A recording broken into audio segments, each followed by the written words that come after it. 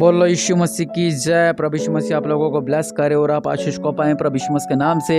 और ये क्रिसमस का महीना चल रहा है और आशीषें ले जाएं प्रभु यीशु मसीह के नाम से। और जितना उसके उतनी प्रार्थना करे, उतनी आराधना करे, उतनी स्तुति करे, उतनी उपवास रखे, उतनी मन्नतें मांगे, उतनी उत्तम भेंटें दें, क्योंकि ये पूरा महीना खुशियों का महीना है, आशीषों का महीना है। और निश्चय परमेश्वर आपके जीवन में अद्भुत कार्य करे और आप आशीष को पाएं प्रभु यीशु मसीह के नाम से। घरों में लाइटें लगाएं, डेकोरेशन करें, पेंट करें, मिठाइयाँ बांटें। प्रभु आपके जीवन में और आशीष दे और आप ब्लेसिंग को पाएं प्रभु यीशु मसीह के नाम से, क्योंकि वो नाम जो सब नामों से ऊंचा नाम है, वो नाम है प्रभु यीशु मसीह का नाम। प्रभु यीशु मसीह आपको ब्लेस करें। और कुछ दिनों से अपनी आशीष वचन पढ़ते आ रहे हैं और 25 तारीख तक कोशिश करेंगे कि हम आशीष वचन ही पढ़ते रहें। और आप अपने मसीह भाई को शेयर करें, आप अपने भाइयों को शेयर करें, जो मसीह में नहीं है उनको शेयर करें। मतलब जो आपको लगता है, उम्मीद है कि प्रभु में आ सकते हैं, उनको शेयर करें ताकि उनका जीवन में आशीष आने पाए और इस वचन को ग्रहण करें। और कुछ समय पहले मैंने किसके लिए मॉर्निंग प्रेयर के लिए प्रार्थना की थी, तो उनके साथ एक उनका भाई बैठा हुआ था, तो उन्होंने बोला चल मैं भी रिसीव कर सकता हूँ क्या। वो कहती हाँ हाँ आप भी रिसीव कर सकते हो, आप रिसीव करो। तो उसने भी रिसीव किया और प्रभु यीशु मसीह ने उसके जीवन में भी मिरेकल मनी दी और आशीष दी। और ऐसे ही अगर आपको लगता कि ये भाई इसके लायक है कि ये प्रभु में आ सकता है, आशीष पा सकता है, तो आप उनको जरूर वचन शेयर करें। और मसीहों को जो प्रभु के लोग हैं उनको शेयर करें, उनको बोले चैनल के साथ जुड़ें और बड़ी बड़ी आशीषें लेकर जाएं, बड़ी बड़ी ब्लेसिंग लेकर जाएं, ताकि परमेश्वर उन्हें फलवंत करें और उनकी आशीष का हिस्सा आपको भी मिले, आपके परिवार को मिले, आपके बिजनेस को मिले, आपके बच्चों को मिले, आपके आने वाले कल को मिले और आप लोग भी आशीष रहें प्रभु यीशु मसीह के नाम से। क्योंकि प्रभु महान है, राजाओं का राजा है, प्रभु का प्रभु है, वो आपके जीवन में अद्भुत कार्य करता है और आप आशीष को पाते हैं और आप ब्लेसिंग को पाते हैं प्रभु यीशु मसीह के सामर्थी नाम से। और आज का जो हमारा टॉपिक है वो भी है कि आशीष वचन, आशीष वचन और आशीष वचन। आइए हम वचन पढ़ते हैं। 3 यूहन्ना की पत्री, मतलब बाइबल की लास्ट किताब प्रकाशित वाक्य से पहले आती है। वहां पर लिखा हुआ है, उसकी 1 की 2 पढ़ेंगे हम। हे प्रिय, मेरी यह प्रार्थना है कि जैसे तू आत्मिक उन्नति कर रहा है, वैसे ही तू सब बातों में उन्नति करे और भला चंगा रहे। हालेलुया। ये पवित्र बाइबल का पवित्र वचन हमें क्या सिखा रहा है? सबसे पहली बात, ये वैसे बहुत गहरी बातें हैं इस वचन के अंदर, लेकिन ये शॉर्ट में बताने वाले नहीं हैं, फिर भी कोशिश करता हूं आपको समझाने की। वचन कहता कि हे प्रियो, मेरी ये प्रार्थना कि जैसे तुम आत्मिक उन्नति कर रहे है, मतलब कर रहे हो। अगर आत्मिक उन्नति क्या होती है? हालेलुया। मैं आपको 2 उदाहरण दूंगा। उदाहरण तो क्या बोलूंगा उसको, एक हकीकत है पवित्र बाइबल में से। आत्मिक उन्नति क्या होती है? आत्मिक उन्नति क्या होती है? हालेलुया। देखिए, आत्मिक उन्नति एक बहुत ऊंचा लेवल है, मतलब बहुत ऊंचा। आत्मिक उन्नति क्या होती है? हालेलुया। यहां तक बहुत ही कम लोग पहुंच पाते हैं, बड़े बड़े पास्टर लोग नहीं पहुंच पाते आत्मिक उन्नति तक तो। हालेलुया। फिर भी कुछ लोग हैं जो इस चीज को पूरा कर लेते हैं। आत्मिक उन्नति वो चीज है कि जो पूरा प्रभु में लवलीन है। मतलब 2 पहलू हो गए। एक पहलू वो है कि हम प्रभु में हैं जी, हाँ जी, ओके ठीक है। एक वो इंसान होता है जो प्रभु में पूरा डूबा होता है। तीसरा इंसान वो है जो आत्मिक डूबा होता है। आपने कभी देखा है कुछ लोग प्रार्थना करते हैं और वो बहुत रोते हैं प्रभु के आगे? ये भी 2 तरह के लोग होते हैं। एक वो जिन्होंने पाप किया होता है, जिनसे गलती हो जाती है, प्रभु के सामने घुटने टेक कर रोते हैं। और कुछ लोग ऐसे होते हैं जो कि उनकी मतलब अपनी आप आंखों से आंसू बहना शुरू हो जाते हैं जो वो प्रार्थना करते हैं। बाइबल में से अगर मैं बात करूं, जब अलीशा स्वर्ग उठा लिए जाने वाला था, मतलब देखो एलिया जिंदा स्वर्ग उठा लिया गया, जिस तरह प्रभु यीशु मसीह उठाए गए थे वैसे ही उसका चेला था अलीशा, ठीक है। एलिया ने कहा बोल तुझे क्या चाहिए। और जो एलीशा था वो आत्मिक था, आत्मिक उन्नति का इंसान था वो कह रहा है कि जितना तेरे पास अभिषेक है उसका दुगना भाग मुझे मिल जाए। अब देखिए, अगर कोई और तो वो क्या बोलता, मुझे बैलगाड़ी दे दो जी, मुझे इतने जोड़ी भेड़ दे दो, इतने जोड़ी गधे दे दो, इतना मुझे सोना दे दो, इतना मुझे ये मणियाँ दे दो, इतना मुझे ये दे दो, इतना मुझे ये दे दो। नहीं, उसने और कुछ भी नहीं मांगा। ये कुछ भी मांगता, कुछ भी, सब कुछ मिलता है इसको, क्योंकि वो एलिया था, उसको सब जानते थे। हालेलुया। उसकी प्रार्थनाएं बड़ी बड़ी प्रार्थनाएं थी। उसने क्या मांगा? वो कह रहा है कि जितना भाग आपके पास है उसका दुगना मुझे मिल जाए। देखिए, हालेलुया। और क्या हुआ? जो एलिया के पास चद्दर होती थी वो किसको मिली? एलीशा को। मतलब जो उसका अभिषेक था उसका दुगना हिस्सा किसको मिल गया? एलीशा को मिल गया। हालेलुया। अब हमारे पास प्रभु यीशु मसीह आ जाए, स्वर्गदूत आ जाए, क्या कहे? बोल तुझे क्या चाहिए? हम कहेंगे जैसे जी प्रभु जी सबसे पहले ना मेरा कर्जा उतार दो। कुछ लोग कहेंगे कि अच्छी सी मेरी लड़की से शादी करवा दो। कुछ लोग कहेंगे अच्छा सा घर दे दो। कुछ लोग कहेंगे अच्छा से मुझे एक बेटा दे दो।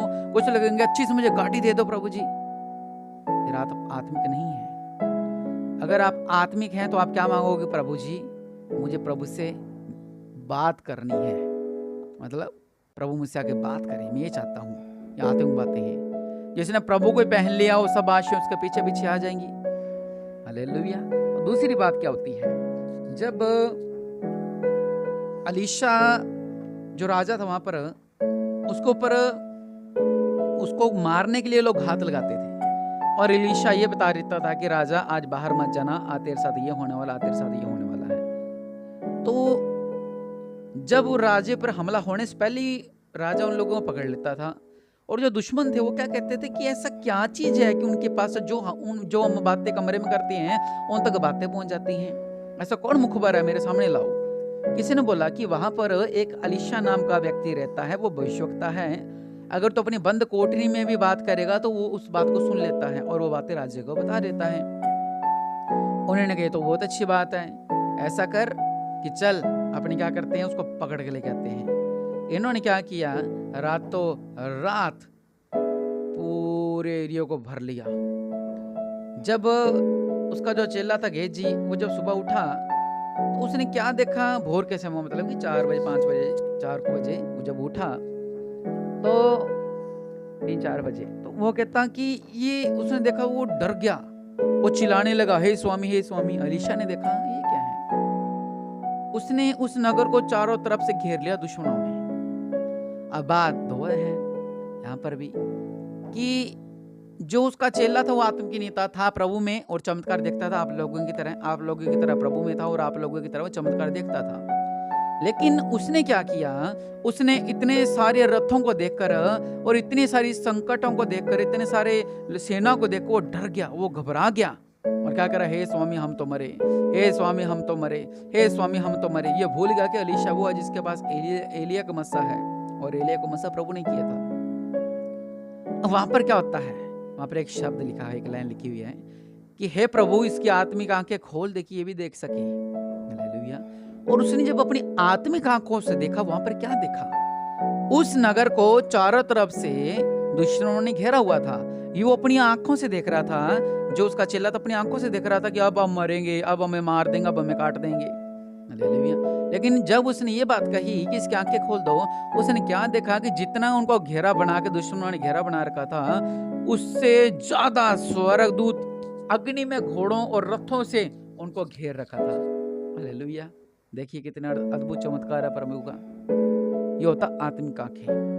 आत्मिक आंखें वो है जिसका दूसरा नाम है सबर रखना। सबर मतलब हमारे पास कुछ भी नहीं तो भी हम कहते हैं कि प्रभु की हम आत्मिक रोटी खा रहे हैं। हालेलुया। इजरायली लोगों की तरह नहीं कि प्रभु का खा भी रहे थे और बुड़बुड़ा भी रहे थे, ऐसा नहीं, बल्कि उन्होंने आत्मिक आंखों से देखा कि चारों तरफ स्वर्गदूत ने उन्हें घेर रखा है। और हमारा आज का वचन क्या लिखा हुआ है कि यह प्रार्थना है कि जैसे तू आत्मिक उन्नति कर रहा है। पहली बात यह है कि क्या आप आत्मिक उन्नति कर रहे हैं? जैसे मैंने आपको बात बताई, 2 बातें हैं। अगर आप ऐसा आपके साथ है तो आप आत्मिक बन रहे हैं। मतलब संकट आप कहते कोई बात नहीं, प्रभु मेरे संग है, मतलब आप अंदरूनी तौर से जानते कि मैं मजबूत हूं, मेरे घर में बहुत क्लेश है, संकट है, लेकिन हाँ प्रभु मेरे संग है, इस बात में विश्वास करता हूँ। यह है आत्मिक जीवन।